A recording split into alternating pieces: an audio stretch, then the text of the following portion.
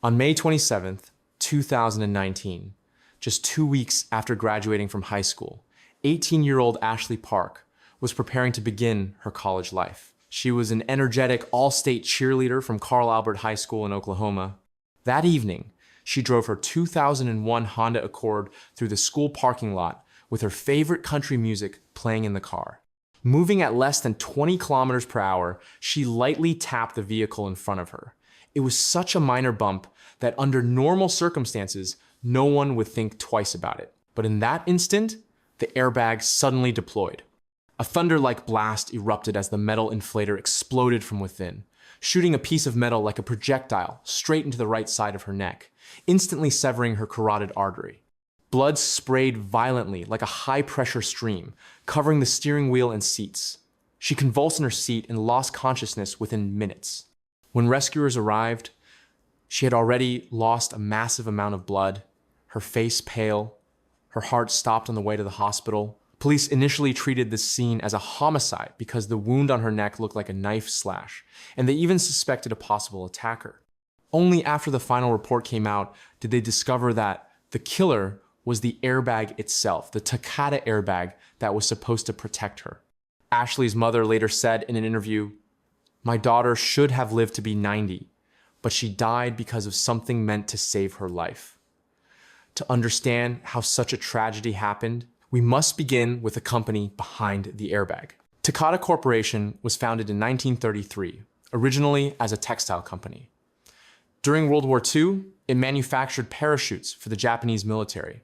After the war, it entered the automotive safety field, producing seatbelts in the 1,960 seconds, and officially entering the airbag market.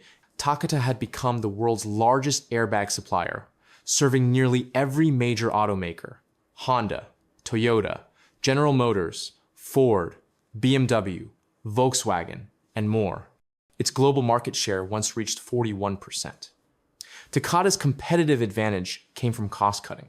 To lower prices, the company used the cheapest available propellant, ammonium nitrate, inside its inflators. Ammonium nitrate is powerful, but extremely unstable. It is widely used in mining explosives. No other major airbag supplier uses it on such a large scale because it is highly sensitive to temperature and humidity. Over time, its crystal structure changes, causing the material to expand and crack. Once cracked, it burns unpredictably, generating excessive pressure that can cause the metal housing to rupture violently. Making matters worse, in 2001, Takata began manually pressing the ammonium nitrate pellets at its Monclova, Mexico plant. Compared with automated production used by competitors, hand pressing caused uneven density and made the pellets more prone to absorbing moisture. In 2004, a production explosion occurred at the plant, severely injuring workers. Takata did not report the accident. Instead, it concealed it. Ashley Park's case became the world's first officially confirmed death caused by a Takata airbag. Honda initially believed it was an isolated incident. But in September 2009, another young woman died from a similar airbag rupture. From 2010 to 2013, more accidents occurred, prompting Honda to suspect a systemic defect. Takata, however, repeatedly provided falsified testing data, claiming no abnormalities had been detected. Despite that denial, the tragedies continued to unfold. In December 2009, a 33-year-old pregnant woman named Gurjit Rasu from Malaysia lightly rear-ended a truck while driving her Honda City. And the moment the airbag deployed, the inflator exploded. Metal fragments shot into her neck and chest like a blast from a shotgun. She began bleeding heavily, and the impact affected her uterus as well. When rescuers pulled her from the vehicle, she was still conscious, but she and her unborn child died on the way to the hospital. In 2014 Los Angeles, another victim survived for 3 days after suffering severe blood loss from a similar explosion, but ultimately passed away.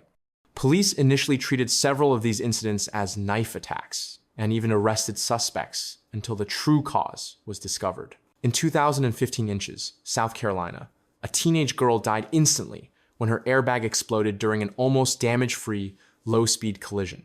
A piece of metal pierced her trachea, and she was found still wearing her seatbelt, hands resting on the steering wheel. In 2012 inches, Louisiana, a father driving his 15-year-old Honda Accord was heading to the supermarket to buy milk when a minor side collision triggered his airbag. The inflator exploded, and a metal fragment pierced his eye and entered his brain. He remained in the hospital for 11 days before being declared brain dead. On March 31st, 2016, 17-year-old Huma Hanif was driving a used 2002 Honda Civic to school when she stopped at a red light. The car in front unexpectedly reversed, causing a very light tap, so minor that the other driver didn't even get out to check.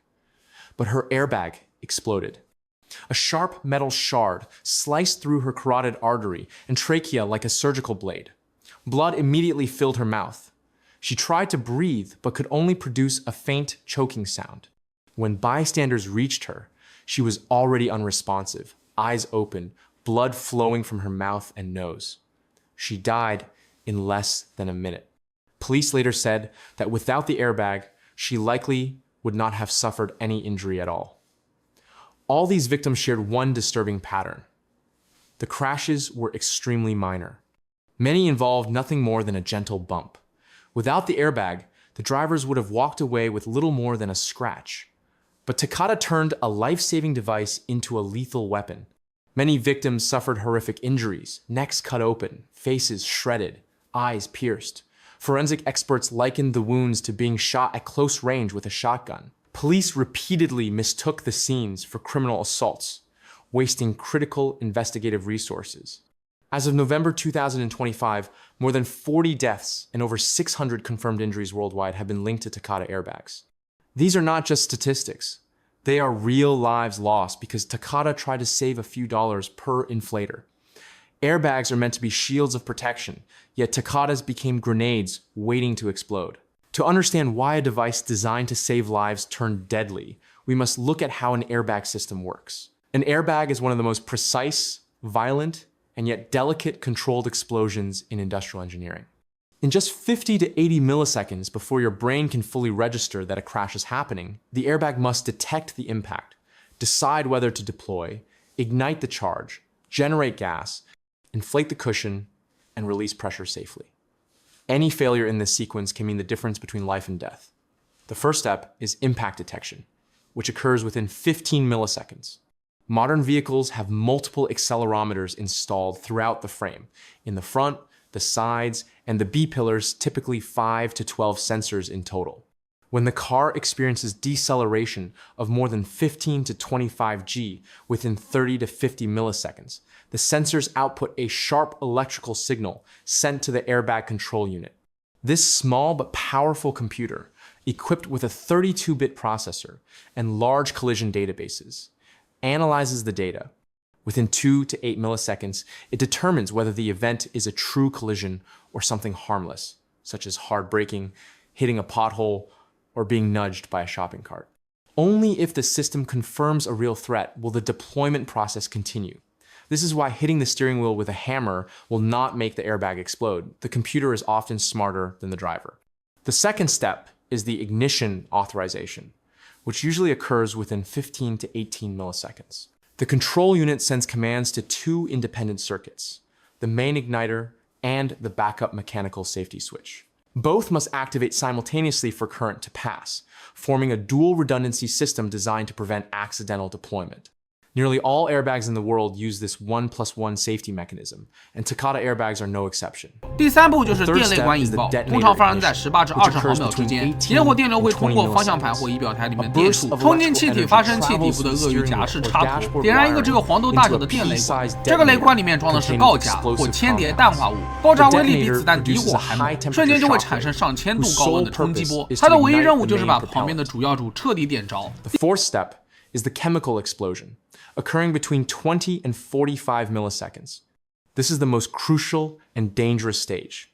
To inflate, an airbag requires around 60 to 80 liters of nitrogen gas, almost instantly. This gas comes from the inflator, a stainless steel cylinder roughly 50 millimeters in diameter and 100 millimeters tall. Inside are 3 layers: the detonator at the bottom, the main propellant in the middle, and on top a set of stainless steel filters and cooling agents. When the propellant reacts, it rapidly produces large amounts of gas. The fifth step is inflation. Nitrogen gas exits the inflator at around 340 meters per second and rushes into the folded airbag. The bag is made of high-strength nylon coated with silicone. It expands to roughly 0.7 square meters, with a thickness of only half a millimeter, but capable of withstanding enormous force. The loud pop you hear is the plastic cover breaking along pre-cut seams. Within 30 to 55 milliseconds after the crash, the airbag is fully inflated.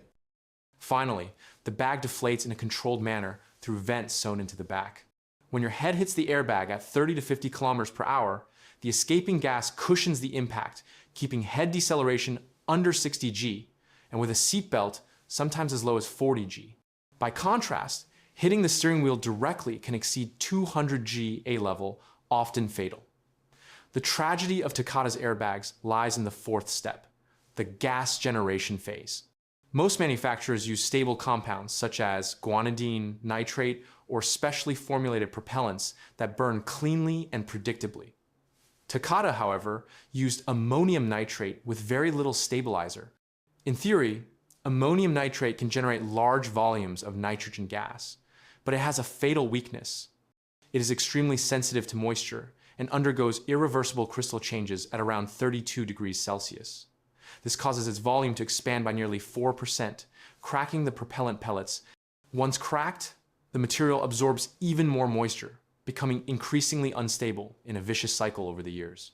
When the airbag is eventually deployed, the cracked pellets can detonate violently, producing pressures up to 10 times the design limit, tearing through the steel inflator and sending metal fragments into the cabin at more than 300 kilometers per hour. This aging process is heavily influenced by climate. Hot and humid regions, such as the southern United States or China's Guangdong and Hainan provinces, accelerate degradation dramatically. Tests from the US, National Highway Traffic Safety Administration, showed that after 10 years in Florida, some Takata inflators had a 50% chance of exploding. All these tragedies originated from one internal corporate attitude. If we can reduce each airbag by $3, we can win the contract. This was not an exaggeration, but a real slogan used in Takata's internal meetings in the early 2000s. To achieve this cost-cutting goal, Takata compromised on materials, quality control, and testing, pushing cost reduction to an extreme, even pathological level. Takata had known about the instability of ammonium nitrate since 1999. Internal documents revealed that between 1999 and 2002, the company repeatedly considered adding drying agents or switching to more stable propellants, but abandoned these options because they increased manufacturing costs. As a result, some inflators received drying agents, while many lower-cost models received none at all. A particularly dangerous batch, known as the alpha inflators, had an explosion risk exceeding 50%. In November 2014, Takata finally admitted that certain batches were defective and began limited recalls. By May 2015, Takata acknowledged that 33.8 million inflators were faulty, the largest automotive recall in US history at the time. In November 2015, the NHTSA imposed fines of up to $200 million for delayed reporting. In May 2016, Takata confirmed that over 100 million inflators worldwide were defective, including nearly 70 million in the United States alone, the largest single product recall in industrial history. In January 2017, Takata pleaded guilty to fraud, paying $1 billion in criminal penalties, including $850 million for victim compensation. 3 executives were criminally charged. On June 26, 2017, Takata filed for bankruptcy, and its U.S. assets were sold for $1.58 billion to Key Safety Systems, later renamed Joyson Safety Systems. The crisis reshaped global automotive safety laws. Penalties increased, reporting systems strengthened, and unstable propellants were banned from future designs. Although legal responsibilities have been assigned, each new death remains a belated trial of Takata's cost-cutting decisions. The lesson of this incident is clear. In the automotive industry, speed and cost can never outweigh safety.